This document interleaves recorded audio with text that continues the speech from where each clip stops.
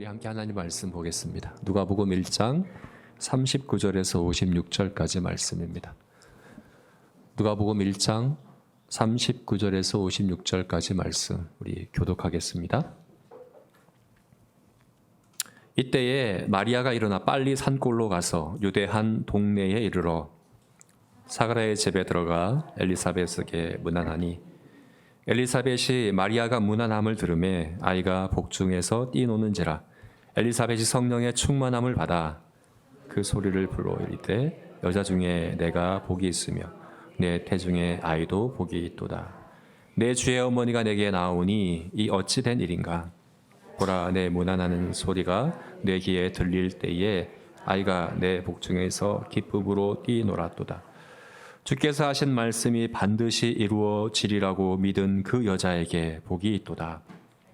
이르되 내 영혼이 주를 찬양하며 내 마음이 하나님 내 구주를 기뻐하였음은 그의 요정의 비천함을 돌보셨음이로 보라, 이제 후로는 만세에 나를 복이 있다 일컬이로다. 능하신 이가 큰 일을 내게 행하셨으니 그 이름이 거룩하시며 긍휼하심이 두려워하는 자에게 대대에 이르로다. 그의 팔로 힘을 보이사 마음의 생각이 교만한 자들을 흩으셨고 권세 있는 자를 그 위에 내리셨으며 비천한 자를 높이셨고 줄이는 자를 좋은 것으로 배불리셨으며 부자는 빈손으로 보내셨도다. 그 종 이스라엘을 도우사 긍휼히 여기시고 기억하시되 우리 조상에게 말씀한 것과 같이 아브라함과 그 자손에게 영원히 하시리로다 하니라. 마리아가 석 달쯤 함께 있다가 집으로 돌아가니라. 아멘. 지난주에 우리가 마리아가 가브리엘 천사를 만난 이야기를 우리가 봤습니다. 여러분들은 만약에 가브리엘 천사가 어느 날 갑자기 여러분에게 개인적으로 찾아와서 직접적으로 어떤 메시지를 전달한다면 어떠실 것 같습니까? 네, 어제 가브리엘 천사가 여러분을 찾아왔습니다. 그러면 당장 여러분들은 어떤 일을 하시겠습니까? 가장 먼저 하고 싶은 일은 뭐겠습니까? 네, 가장 먼저 하고 싶은 일은 누군가에게 찾아가서 이 얘기를 하고 싶겠죠, 그죠? 가브리엘 천사를 만났다 하는 이야기를 하고 싶을 거예요. 근데 아무나 찾아갈 수는 없을 거예요. 그랬다가는 이상한 취급 받을 수도 있지 않습니까? 이것을 믿어줄 사람, 이해하는 사람, 공감해줄 사람, 그리고 함께 기뻐해줄 사람을 찾아가야 되겠죠. 그런 사람이 있다고 한다면 아무리 멀리 있다고 해도 당장에 쫓아가서 당장에 만나서 그 얘기를 해주고 싶을 거예요. 자, 오늘 마리아가 그렇습니다. 오늘 39절 말씀 다시 한번 읽어볼까요? 39절을 함께 읽어보겠습니다. 이때에 마리아가 일어나 빨리 산골로 가서 유대 한 동네에 이르러. 이때가 어떤 때입니까? 바로 앞절에서 나온 것처럼 천사가 나타났던 때입니다. 그때에 마리아가 일어나서 빨리 산골 유대의 한 마을에 이르렀다. 여기서 지금 유대 산골 한 마을까지의 거리가 지금 마리아는 갈릴리 나사렛에 있거든요. 이스라엘 지형이 그래요. 이스라엘 지형은 이렇게 긴 위아래로 긴 세로 형태로 긴 지역 긴데 세 등분으로 나눠지잖아요. 위에가 갈릴리 지방, 중간에가 사마리아 지방, 그리고 마지막 맨 아래가 유대 지방이에요. 그러면 맨 위쪽인 갈릴리의 나사렛에서 맨 아래쪽인 유대 산골까지 어떤 마을인지는 구체적으로 안 나와 있지만 유대 한 지방 마을까지 거리가 보통 150km 정도 됐을 것이라고 이렇게 이야기를 합니다. 근데 보통 유대인들은 이 갈릴리에서 이 유대까지 올 때 사마리아를 통과하지 않아요. 사마리아를 부정하게 여기기 때문에 돌아서 가거든요. 그래서 여기서 지금 150km면 여기서 대전까지 거리거든요. 차도 없어요. 그리고 마리아는 10대 중후반의 어린 소녀예요. 빠른 걸음으로 간다고 해도 최소 3일을 걸리는 그 거리예요. 가까운 거리가 절대 아닙니다. 쉽게 갈 수 있는 그런 곳이 아니에요. 근데 마리아가 이때에 빨리 일어나 유대 산골 한 마을에 갔다라고 얘기를 하고 있는 거죠. 근데 빨리 갔다. 이거는 그 속도만 얘기하는 건 아니에요. 왜냐하면 이 똑같은 단어를 고린도후서에 5번 나오는데 고린도후서에 이 똑같은 단어를 어떻게 번역하냐 하면 간절하게라고 번역을 했어요. 빨리라고 번역하지 않고 간절하게. 그러니까 이것은 외적인 그 속도감, 어떤 그런 이제 빠르게 그렇게 했다는 그런 행동만을 얘기하는 게 아니라 그때 마리아의 심정이 어땠는가도 얘기해 주는 거예요. 간절한 마음으로. 네. 간절한 마음으로 그 엘리사벳을 찾아간 거예요. 그 단숨에, 그죠? 엘리사벳을 만나고자 하는 그 마음에 간절함이 있었어요. 그래서 망설임 없이 빠르게 그 엘리사벳을 찾아간 이 마리아의 이 심정, 이 심정이 여러분 우리들의 심정이어야 한다고 저는 그랬으면 좋겠다는 그런 마음입니다. 성도가 성도를 만나는 그 마음의 심정이 이 자리에 지금 우리 예배하고자 이 자리에 모였잖아요. 이 자리에 올 때 여러분들 심정 어땠습니까? 이런 간절함이 있었습니까? 네. 빨리 가서 만나고 싶다. 네.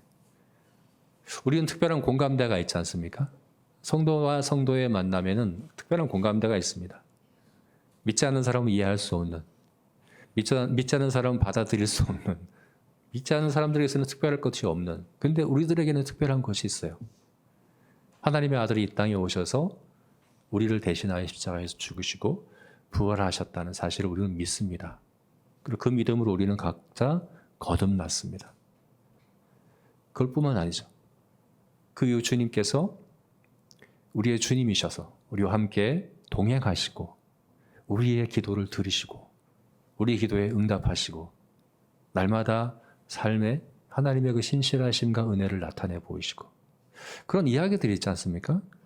하나님이 내 기도에 이렇게 응답하셔서 하나님이 이렇게 이번 주에 나에게 이렇게 역사하셨어.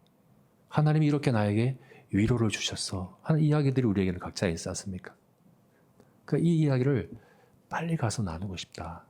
빨리 가서 이야기해 주고 싶다. 하는 그런 우리 마음의 그 심정. 이것이 성도와 성도의 만남에서 있어야 하는 그런 마음이거든요. 오늘 우리 대림절 3번째 주일. 대림절은 우리가 지난주 말씀드린 것처럼 우리 신앙의 기본, 근본을 다시 한번 확인하고 다시 세우고 하는 그런 기간이라고 그랬죠. 그죠? 우리가 다시 세워야 할 근본 중의 근본, 기본 중의 기본. 그 중에 하나가 뭐냐면 성도의 교제입니다. 네. 성도가 성도를 만나는 이 일. 여러분 이것은 다른 것으로 대신할 수 없어요. 천사를 만나는 일도 이것을 대신할 수가 없어요. 가브리엘 천사가 아무리 우리를 매일 찾아와도 엘리사벳과 마리아가 만나는 성도와 성도의 만남, 이 특별한 일을 대신할 수는 없습니다. 여기는 특별함이 있습니다. 그래서 우리 이 대림절 기간에 이 부분을 우리가 점검해 봤으면 좋겠습니다. 우리가 매주 만나지 않습니까? 매주 만나서 이야기하고 나누고 하지 않습니까? 우리들의 그 만남이 이 엘리사벳과 마리아의 만남과 같은가? 네. 하나님께서 이 두 여인, 이 두 성도의 만남을 통해서 예수 그리스도의 탄생을 준비하셨습니다. 인류 역사상 가장 위대한 그 일을 이 두 여인, 이 두 성도의 만남으로 준비하시고 이루셨다는 사실을 우리가 볼 수 있지 않습니까? 여러분, 오늘 우리들의 만남이, 우리들의 교제가 이와 같기를 축원합니다. 그리고 우리가 그렇게 소원했으면 좋겠습니다. 그러면 이 두 사람의 만남에 어떤 특별함이 있었을까? 그리고 우리 제자교회 우리 성도들, 우리들이 만나는 만남에 이와 같기 위해서 우리는 어떻게 해야 할까에 대해서 오늘 말씀에서 3가지를 제가 정리해 봤습니다. 뭐냐면 겸손한 태도, 겸손함, 태도에 있어서의 겸손함. 우리가 두 번째는 말씀이 중심, 나눔과 교제에 있어서 말씀이 중심이 된 교제와 나눔이었다는 사실이고, 3번째는 기쁨이 있었는데 주를 높이고자 하는 그 기쁨, 그 소원함이 이 두 사람에게 있었습니다. 네. 자, 우리 하나씩 살펴보면요. 먼저 겸손함입니다. 이 두 사람의 특별함이 겸손한 태도 가운데 우리가 볼 수 있습니다. 먼저 마리아에게서 우리가 이것을 볼 수 있는데요. 오늘 말씀 특별히 46절에서 53절까지 이 말씀은 성경에서 이 부분을 딱 짚어서 제목을 붙였어요. 마리아의 찬가. 여러분 들어보셨어요? 마리아의 찬가, 마리아의 찬양이라고 제목을 붙인. 그래서 이것을 많은 성가의 그런 가사로도 사용하고 하는 그런 특별한 구절이죠. 마그니피 카트라고 이렇게 부르는 지칭, 이 부분 아예 제목을 붙인 분. 근데 이 부분에 이 마리아의 찬양, 이 마리아의 찬가의 주제를 딱 한 가지를 짚어본다면 그건 뭘까요? 겸손입니다. 겸손. 하나님이 겸손한 자를 통해서 일하신다. 한 그게 이 마리아의 찬가의 한 가지 주제예요. 이걸 확인해 보겠는데 이 마리아의 찬가를 세 부분으로 나눌 수 있어요. 46절부터 49절을 딱 하나를 구분해 볼 수 있는데 왜냐하면 여기는 나 마리아 자신, 내가 개인적으로 경험한 하나님, 내가 개인적으로 겪고 경험한 하나님이 어떤 하나님인가를 찬양하는 부분이에요. 그래서 여기는 나라는 표현이 계속해서 나오고 46절부터 49절이. 근데 50절이 되면 더 이상 나가 없어요. 나라는 표현이 더 이상 안 나와요. 그래서 50절부터 52절까지 말씀은 하나님께서 마리아 개인이 아니라 일반적으로 보편적으로 하나님이 일하시고 역사하시는 원리, 방법, 그게 뭔지를 노래하는 부분이에요. 그 다음에 54절, 55절은 특별히 이스라엘 백성, 하나님의 백성들에 대한 하나님의 긍휼하심, 하나님의 그 은혜가 어떤가를 노래하는 부분이에요. 자, 그런데 이 노래에서 마리아가 계속해서 겸손함에 대해서 이야기합니다. 마리아 개인의 내가 개인적으로 경험한 하나님에 대한 노래한 46절부터 49절 말씀을 보면 어떻습니까? 마리아가 하나님을 어떤 하나님으로 고백합니까? 48절 한번 보십시오. 마리아에게 있어서 하나님은 어떤 하나님입니까? 그의 여종의 비천함을 돌보셨습니다. 하나님은 어떤 하나님입니까? 그 여종의 비천함을 돌보신 하나님입니다. 그의 여종이라는 말 자체도 자신을 낮춘 표현이죠. 근데 비천하다라고 얘기합니다. 무슨 말인가요? 하나님은 낮고 천하고 천한 나를 돌보신 하나님이다. 그런 나를 주목하신 하나님이다. 그런 나를 기억하신 하나님이다. 그런 나를 통해 일하시는 하나님이시다. 이렇게 고백하는 거예요. 여러분, 이 표현이 쉬운 표현이 아닙니다. 쉬운 고백이 아닙니다. 보통은 이렇지가 않아요. 보통은 어떻습니까? 보통 사람들은 내가 큰 일을 하면 내가 큰 사람이라고 생각을 해요. 내가 중요한 일을 하면 내가 중요한 사람이라고 생각을 해요. 내가 이렇게 정말 대단한 일을 하면 내가 그만한 그릇이라고 생각을 하죠. 여러분 48절을 보게 되면 마리아가 자신이 하는 일이 얼마나 대단한 일인지를 분명히 인식하고 있어요. 48절을 볼까요? 48절에 보면 뭐라고 얘기합니까? 이제 후로는 만세의 날을 복이 있다 일거리로다. 자기가 하는 일이 어떻다고요? 만세에 기억될 일이라는 거예요. 만세, 대대로. 사실은 만세의 한 획을 끊는 일이죠. AD와 BC가 나눠집니다.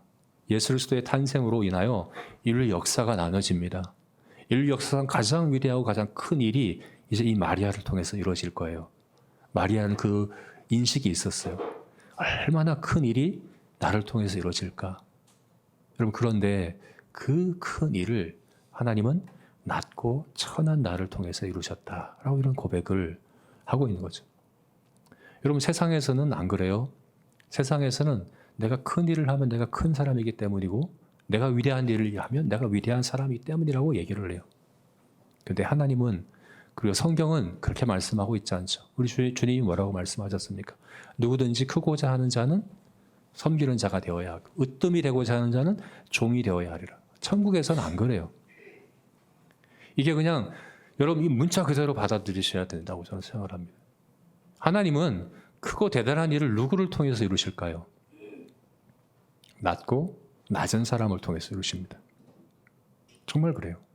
그리고 좀 덜 중요하고 좀 이렇게 좀 덜 이제 중요한 좀 어떻게 보면 사소한 하나님 일에 사소한 일은 없지만 그런 일은 스스로 좀 내가 좀 대단한 사람이야, 내가 좀 높은 사람이야라고 여기는 그런 사람들을 통해서 그런 일을 하시는 거죠.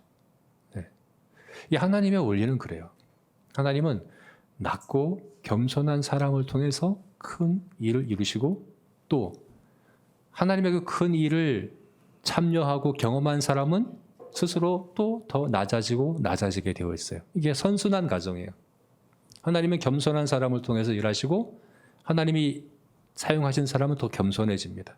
그럼 또 하나님께서 하나님의 큰 일을 위해 사용하시고 그러면 그 사람은 또 더 낮아집니다.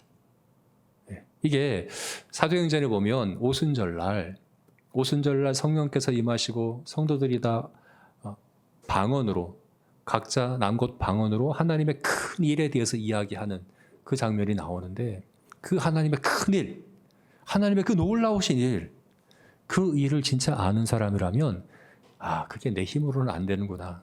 그 큰 일에 비춰볼 때 나는 정말 낮은 자이구나. 낮은 정말 천한 자이구나 하는 사실이 분명하게 깨달아질 수밖에 없어요. 그래서 하나님이 정말 하나님의 큰 일을 위해 사용하는 사람의 특징은 뭡니까? 겸손합니다. 하나님 앞에 겸손합니다. 하나님 앞에 내가 겸손하다는 것을 인정하는 사람입니다. 이게 하나님께 초점이 맞춰진 하나님을 바라보는 하나님의 시선으로 하나님의 시각으로 나를 바라보고 하나님의 하시는 일을 보는 사람만이 가질 수 있는 특징이에요. 여러분 이것은 열등감하고는 다른 거예요. 자기 연민은 겸손이 아닙니다. 계속 말씀드리고 내가 이걸 갖고 있으면 교만해지고 내가 잃어버리면 열등감에 빠지고 이건 하나님을 바라보는 게 아니에요. 이걸 바라보는 거고 나를 생각하는 거잖아요.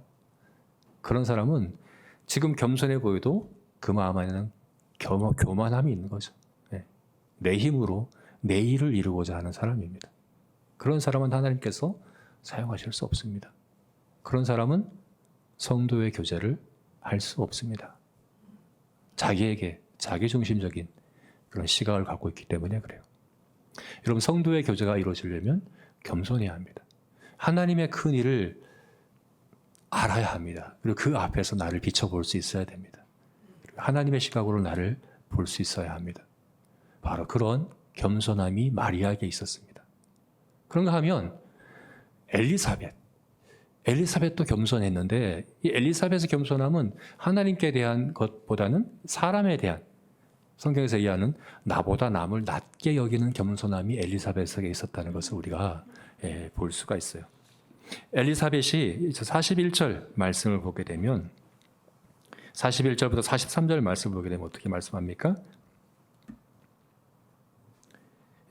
엘리사벳이 마리아가 무난함을 들이매 아이가 복중에서 뛰어노는지라. 엘리사벳이 성령의 충만함을 받아 큰 소리로 불러 이르되 여자 중에 내가 복이 있으며 내 태중의 아이도 복이 있도다.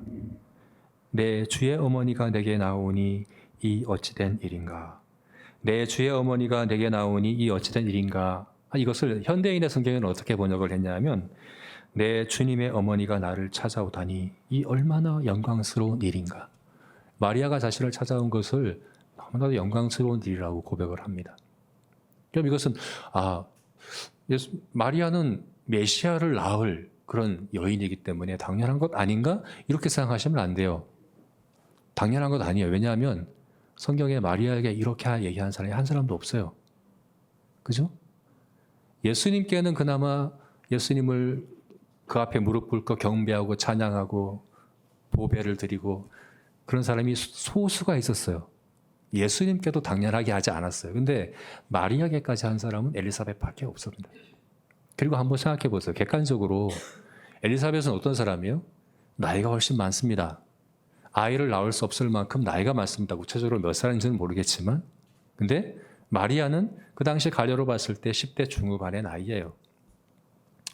오늘날로 치면 중학생 되는 정도의 나이예요. 그런 엘리사벳, 사회적인 지위도 너무나도 달라요. 마리아는 그냥 이름 없는 한 그냥 소녀에 불과한데 엘리사벳은 대제사장의 아내입니다. 예. 제가 전에 1%라고 했는데 1%도 말도 안 돼요. 대제사장이 1년에 딱 한 번 지성소에 들어갑니다. 사가랴가 거기 들어갔던 사람이에요. 전체 이스라엘 백성 중에서 한 번. 제사장이라고 당연히 들어가는 거 아니에요. 제비 뽑아서 들어가기 때문에 평생에 한 번도 못 들어가는 제사장들도 많아요. 그 사가랴의 아내예요. 이스라엘 전체 가장 유명하고 가장 존경받고 가장 인정받는 그런 사람의 아내 엘리사벳이에요. 사회적 지위로 볼 때나 나이로 볼 때나 또 친척이라고 되어 있거든요. 친척이라는 관계로 볼 때나 훨씬 높은 사람이에요. 그죠? 근데 그런 엘리사벳이 마리아를 내 주의 어머니가 나에게 찾아오니 나에게 너무나도 영광스럽습니다. 라고 고백하는 거죠. 성경에서 나보다 남을 낮게 여기는 것, 이것이 겸손이다. 성도의 겸손이다 얘기하지 않습니까? 성도의 겸손은 하나님께 대하여 겸손, 하나님이 하시는 큰 일에 대하여 내가 얼마나 작은 자인가라는 겸손뿐만 아니라 옆에 있는 지체와 비교해서 나보다 낫다고 여기는 것. 그냥 이거는 말로만이 아닙니다. 나보다 나아가 아니라 나보다 나은 점을 찾고 그것을 인정해주고 그것을 세워주고 하는 것이 그게 겸손이라는 거예요. 정말 엘리사벳은 그랬어요. 마리아의 어떤 부분을 나보다 낫다고 인정합니까? 주께서 말씀하신 것이 그대로 될 줄로 믿은 여인이라고 고백을 합니다. 마리아가 그렇다는 거예요. 이것은 사가랴가 실패한 거예요. 내가 못한 거잖아요. 사가랴가 실패하고 엘리사벳도 실패했던 그 일을 너는 했다. 정말 나보다 낫다고 여기는 거잖아요. 그죠? 누구나 그렇습니다, 여러분. 누구라도 가장 어린 우리 아이들이라고 하더라도 우리 서한이나 우리 유나나 우리 주하나 이런 아이들이라도 나보다 나은 게 있습니다. 그것을 찾고 인정해주고 정말 그렇게 여겨주고 그렇게 세워주고 하는 것이 성도의 겸손입니다. 하나님은 마리아에게 이게 너무나도 필요했다고 여기신 것 같아요. 그래서 이 교제가 3개월을 이어서 합니다. 3개월 동안 엘리사벳과 마리아가 교제합니다. 여러분 우리 생각에 사가랴가 이 천사 가브리엘을 만난 이걸로 충분하다고 여길 수 있어요. 그죠? 정말 대단한 신비한 초자연적인 그런 경험을 한 사람은 그것만 해도 충분할 것 같아요. 그죠? 그런데 사가랴의 그런 가브리엘 천사와의 만남이 대신할 수 없어요. 마리아는 앞으로 여러분 이제 메시아의 어머니니까 앞으로 이제 형통하고 정말 영광스러운 그런 이제 정말 풍족하고 그런 삶을 안락한 삶을 살아갈 거라고 아니잖아요. 앞으로 2장에서 시므온이 마리아에 대해서 어떻게 얘기합니까? 칼이 내 마음을 찌르는 것 같이 될 거다라고 예언했죠. 여러분 예수님은 지금 영광의 왕으로 오신 게 아니라 겸손의 왕으로 죄인을 대신하여 십자가에 죽으시기 위하여 이 땅에 오셨어요. 그런 메시아의 어머니입니다. 그래서 예수님에게는 고난의 길, 그죠? 여러 가지 고통과 외로움과 괴로움을 견뎌야 하는 그 길을 예수님이 가실 것인데 그 길을 가장 가까이에서 보고 함께 경험하고 마리아였어요. 그 일을 준비해야 됩니다. 그거는 천사를 아무리 보내도 준비되지 않아요. 그래서 이 성도와 성도의 교제를 통해 하나님께서 이 은혜를 마리아에게 베푸신 거죠. 여러분 하나님이 우리에게 은혜 주실 때 은혜의 중요한 통로로 사용하시는 것이 성도의 교제입니다. 반드시 이 일이 있어야 합니다. 그런데 이것은 겸손한 두 여인의 만남을 통해서 이루어졌습니다. 겸손한 두 성도의 그 교제가 그 위대한 일을 이루는 데 있어서 중요한 단계로 사실은 가브리엘 천사가 찾아온 일보다 더 중요한 일로 그 중심에 이 일을 하나님께서 두셨습니다. 저와 여러분의 제자교회 안에서의 우리들의 모임이, 우리들의 만남이, 우리들의 교제가 이와 같기를 축원합니다. 하나님 앞에서 겸손하십시오. 하나님의 크신 일, 하나님의 일이 얼마나 큰가에 비추어 나를 보실 수 있기를. 그래서 그 일을 알면 알수록, 그 일에 참여하면 할수록 점점 더 낮아지고 낮아지는 저와 여러분이 되었으면 좋겠습니다. 옆에 있는 지체, 그 어떤 지체라도 그 지체 가운데 나보다 나은 것을 찾아내시고 그것을 말로 고백하시고 인정해 주시고 세워 주시고, 그래서 성도와 성도의 참된 그런 교통, 교제가 있는 저와 여러분이 되시기를, 제자교회가 되기를 주님의 이름으로 축복합니다. 두 번째는, 이들의 교제는 하나님의 말씀이 중심이 된 교제였습니다. 말씀의 주제, 이 교제의 주제가 뭡니까? 말씀이었습니다. 다른 그런 내용을 나눈 게 아니라 하나님 말씀을 나누는 그런 교제, 그게 바로 성도의 교제다 하는 것을 우리가 또 볼 수 있는데요. 자, 먼저 마리아를 한번, 엘리사벳을 한번 생각해 보십시오. 앞에서 말씀드린 것처럼 엘리사벳은 마리아를 칭찬하는데 어떤 부분을 칭찬했습니까? 주께서 하신 말씀이 반드시 이루어지리라고 믿은 그 여자에게 복이 있도다. 45절 말씀에 주께서 하신 그 말씀이 반드시 이루어지리라고 믿은 그 여자, 마리아를 이렇게 지칭을 하는 거예요. 마리아, 당신에게 이렇게 얘기한 게 아니라, 마리아가 어떤 마리아라고요? 주께서 하신 말씀이 반드시 이루어지리라고 믿은 그 여자에게 그게 복이 있다. 여러분, 이 고백은 그 누구보다 엘리사벳의 입술을 통해서 들려질 때 더 효과적이에요. 힘이 있어요. 왜 그렇습니까? 엘리사벳은 실패한 사람이거든요. 엘리사벳 집이 직접 한 건 아니지만 사가랴, 자기 남편 사가랴가 이것에 실패해서 지금도 벙어리로 지내고 있거든요. 지금 이제 엘리사벳을 만나서 같이 있는데 이제 사가랴는 말도 못하고 듣지도 못해요. 주께서 하신 말씀이 그대로 되리라고 믿지 않았기 때문에. 그 과정이 있어요, 지금도. 엘리사벳은 너무나도 잘 알아요, 이제.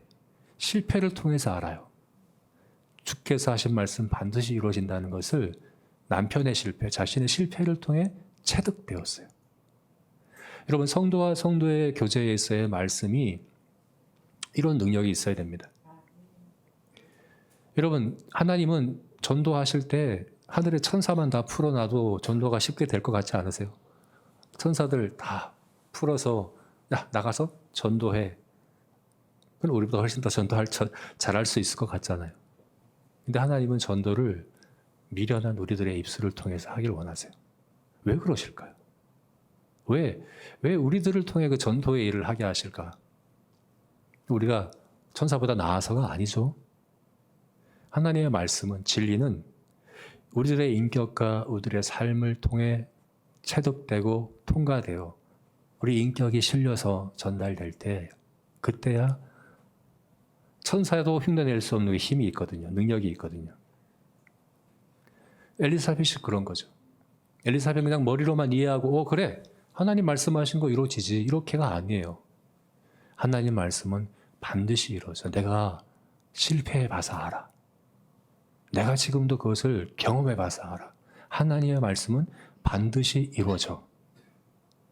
여러분, 이것을 엘리사벳의 입술을 통해서 마리아에게 들려주신 거죠. 천사를 통해서 듣는 메시지보다 이 말씀이, 물론 천사를 통해서 듣는 메시지도 중요하고 의미가 있지만 이것을 대신할 수 없는 거죠.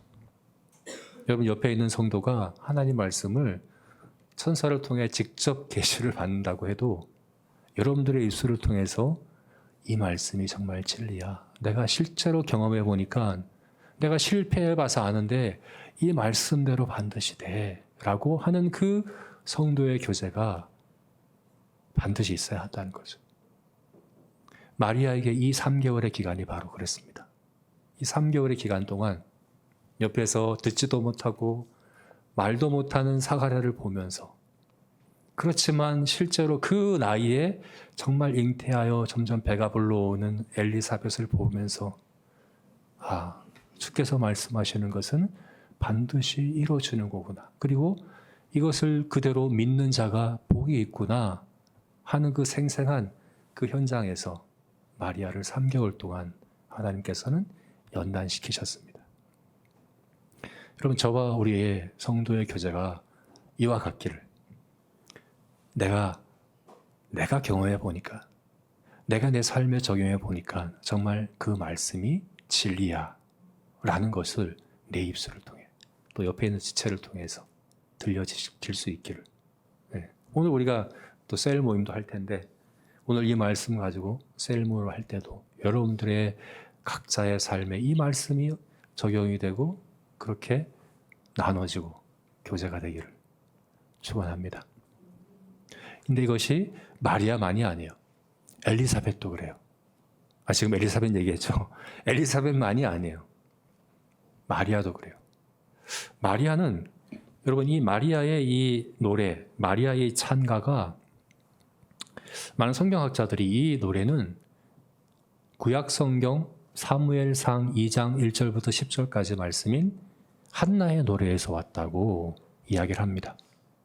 실제로 그 두 내용을 비교해 보시면 사무엘상 2장 1절부터 10절 한나가 사무엘을 낳고 하나님께 노래한 한나의 노래, 그 노래와 오늘 본문에 있는 마리아의 노래를 비교해 보시면 내용에 있어서, 표현에 있어서, 주제에 있어서 굉장히 비슷합니다. 네. 한나가 2장 1절에, 사무엘상 2장 1절에 내가 주의 구원을 말미암아 기뻐합니다. 오늘 마리아도 내 마음이 하나님 내 구주를 기뻐합니다. 또 한나가 여호와와 같이 거룩하신 이가 없습니다. 오늘 마리아가 하나님 그 이름은 거룩하십니다. 한나가 용사의 할은 꺾이고 넘어진 자는 힘으로 띠를 띠도다. 네, 오늘 마리아가 건세 있는 자를 그 위에 내리셨으며 비천한 자를 높이셨습니다. 또 한나는 풍족하던 자들을 양식을 위하여 품을 팔고 줄이던 자들은 다시 줄이지 아니하는도다. 오늘 마리아가 줄이는 자를 좋은 곳으로 배불리셨으며 부자는 빈손으로 보내셨도다. 여러분, 내용에 있어서 비슷해요. 그죠? 그래서 이것을 우리가 어떻게 이해할 수 있습니까? 마리아가 이 찬양이 그냥 나온 게 아니에요. 네. 평소에 성경을 알고 묵상하고, 그죠? 암송하고, 특별히 구약 성경에 많은 믿음의 영웅들이 있지만 그 중에서도 같은 여인인 한나가 했던 그 찬양을 묵상하고 암송하고 기억하고 있던 그 마리아가 이 결정적인 순간에 그 찬양이 자기 입술을 통해서 고백되는 거죠. 그죠? 그 말씀이, 그 진리가 마리아의 그 인격과 삶에, 자신의 상황에 적용이 되고 그것이 소화가 되어서 그 입술을 통해서, 마리아의 입술을 통해서 한나의 노래가 다시금 들려졌던 것이 바로 오늘 본문이라고 우리가 볼 수 있는 거죠. 우리 성도의 교제가 왜 필요합니까? 하나님의 말씀이 여러분의 입술을 통해서 성도에게 들려져야 하기 때문인 겁니다. 그래서 우리 제자교회 성도의 교제가 내가 경험하고, 내가 적용하고, 내가 정말 그래서 진리라고 믿는 그 말씀들을 각자의 입술을 통해서 서로에게 들려지고 나눠지는 그런 풍성한 말씀이, 하나님 말씀이 중심이 된 성도의 교제가 있는 그런 우리 제자교회 성도의 교제 모임이 되시기를 주님의 이름으로 축원합니다. 자, 이제 마지막으로는 기쁨이 있었습니다. 엘리사벳과 마리아의 만남에는 기쁨이 있었습니다. 자, 41절을 보게 되면 엘리사벳의 태중에 있는 요한이 복중에서 뛰논지라. 그리고 44절에서는 보라, 내 문안하는 소리가 내 귀에 들릴 때에 아이가 내 복중에서 기쁨으로 뛰어놀았도다. 네. 뿐만 아닙니다. 마리아도 보십시오. 46절을 보게 되면 내 영혼이 주를 찬양하며 내 마음이 하나님 내 구주를 기뻐하였도다. 네, 기쁨이 있습니다. 마리아에게 기쁨이 있고 엘리사벳의 기쁨이 있고 엘리사벳의 태중에 있는 요한도 기뻐 뛰논다라고 얘기합니다. 그런데 이 모든 기쁨에 공통점이 있습니다. 결국 왜 기뻐하는 겁니까? 뭘 기뻐하는 겁니까? 뭘 기뻐하는 거예요? 바로 예수 그리스도를 인하여 기뻐하는 겁니다. 그죠? 주를 인하여 기뻐하는 겁니다. 마리아의 태중에 있는 그 예수 그리스도를 인하여 기뻐하는 기쁨이 이들의 교제에 있었습니다. 여러분, 나중에 이제 세례 요한이 장성하고 본격적으로 사역을 하죠. 세례 주는 사역을 하죠. 그때 그 하나의 일화가 요한복음 3장 말씀에 나와 있어요. 요한복음 3장 말씀에 어떤 일이 있었습니까? 요한이 계속 세례를 주는데 같은 그 지역에 예수님과 예수님의 제자가 와서 세례를 줍니다. 똑같은 일을 하는 거예요. 원래 이것은 요한의 사역이잖아요. 그죠? 요한이 했던 사역이고 그래서 요한은 세례 요한이라고 불려요. 요한의 사역이에요. 근데 그 같은 곳에 와서 같은 사역을 하세요, 예수님이. 그러니까 사람들이 다 예수님께로 가. 그 요한의 제자들이 세례 요한에게 와서 하소연하는 거예요. 선생님이 세례 줬던 그 사람, 예수님이 사실은 세례 요한에게 세례를 받았거든요. 선생님이 세례 줬던 그 사람이 여기 와서 세례를 주니 사람들이 다 그리로 가더이다. 세례 요한의 제자들의 마음은 어떤 거예요? 아니, 응? 선생님이 세례를 줬는데 선생님이 세례를 주셨다면 하필 여기 와가지고 그것도 똑같은 사역을 해가지고 사람들을 다 그리로 데려가면 안 되지 않냐는 거예요. 지금 따지는 거예요. 이건 상도덕상, 그죠? 상도덕도 이런 건 안 되는 거잖아요. 하필 응? 열심히 잘 사역하고 있는데 충성스럽게 이 사역을 하고 있는데 근데 내가 받아야 될 칭찬과 내가 받아야 될 인정과 이런 것들을 다 뺏어가는 거죠. 네. 마음이 상한 거죠. 세례 요한의 제자들이. 근데 세례 요한이 이때 뭐라고 얘기했습니까? 그는 흥하여야 하겠고 나는 새하여야 하리라. 신부를 취하는 자는 신랑이나 서서 신랑의 음성을 듣는 친구가 크게 기뻐하는도다. 나는 이러한 기쁨으로 충만하다. 요한은 기쁘다. 나는 너무나도 기쁘다. 왜요? 주님께서 영광 받으시는 것이 나는 기쁘다 하는 거예요. 여러분, 세례 요한의 기쁨은 그 기쁨의 이유가 뭡니까? 그리스도가 높임 받는 것에 있었습니다. 그리스도가 높임 받는 그것으로 인해서 기뻤습니다. 그러면 그 기쁨을 잃어버리지 않아요. 이런 상황, 어떤 상황이 와도 그 기쁨을 잃어버리지 않습니다. 여러분들은 언제 기쁨을 잃어버리십니까? 언제 기쁨을 잃어버립니까? 성도가 기쁨을 잃어버리는 이유가 여러 가지가 있을 수 있어요. 여러 가지 상황과 여러 가지 문제와 여러 가지 환경 때문에 내가 기쁨을 잃어버렸다 얘기할 수 있어요. 그런데 근본 이유가 그리스도를 높이지 않기 때문이 아닙니까? 그리스도가 영광 받기 위한 그 마음이 여러분에게 흐려지고 무뎌지고 사라졌기 때문은 아닙니까? 여러분, 성도는 그리스도를 높이는 기쁨이 있습니다. 이 기쁨은 마치 밭에 보화를 발견한 자의 기쁨과 같습니다.